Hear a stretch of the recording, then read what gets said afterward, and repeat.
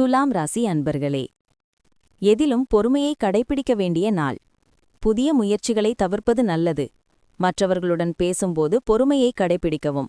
சிலருக்கு மற்றவர்களுடன் மனவருத்தம் ஏற்பட வாய்ப்பு உள்ளதால் பேசும்போது பொறுமை அவசியம்.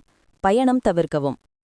உணர்ச்சிபூர்வமாக பேசுவதை விட்டு அறிவுபூர்வமாக பேசுவீர்கள், செயல்படுவீர்கள். திடீர் முடிவுகள் எடுப்பீர்கள். பிள்ளைகளால் மதிப்பு கூடும். புண்ணியஸ்தலங்கள் சென்று வருவீர்கள். வியாபாரத்தில் புதிய முயற்சிகள் பலிதமாகும். அலுவலகத்தில் நிம்மதி உண்டாகும்.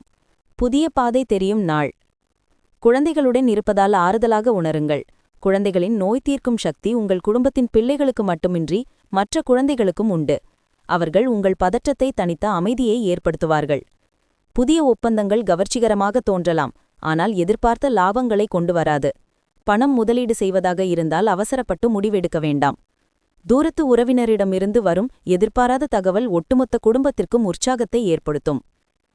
உங்கள் அன்புக்குரியவரின் கைகளில் சௌகரியம் ஆனந்தம் உச்சக்கட்ட உற்சாகத்தை காண்பதால் உங்கள் வேலை புண்ணுக்கு தள்ளப்படும்.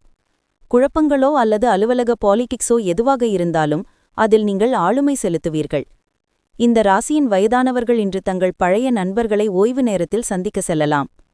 வேலையில் இன்று நீங்கள் பாராட்டுக்களை இன்று பெறலாம். சித்திரை 3-4 பெரியோர் ஆதரவால் வேலை நடக்கும் நாள். நினைத்த காரியம் நினைத்தபடி நடக்கும். ஒரு சிலர் தெய்வ வழிபாட்டில் பங்கேற்பீர். சுவாதி திட்டமிட்டு செயல்பட்டு அதன் வழியே லாபம் காண்பீர். தடைப்பட்ட வேலை மீண்டும் தொடரும். முயற்சிகள் லாபமாகும். விசாகம் 1-2-3 தன்னம்பிக்கையுடன் செயல்பட்டு எடுத்த வேலையை முடிப்பீர்கள். வியாபாரத்தில் எதிர்பார்த்த லாபம் வரும். நெருக்கடி நீங்கும்.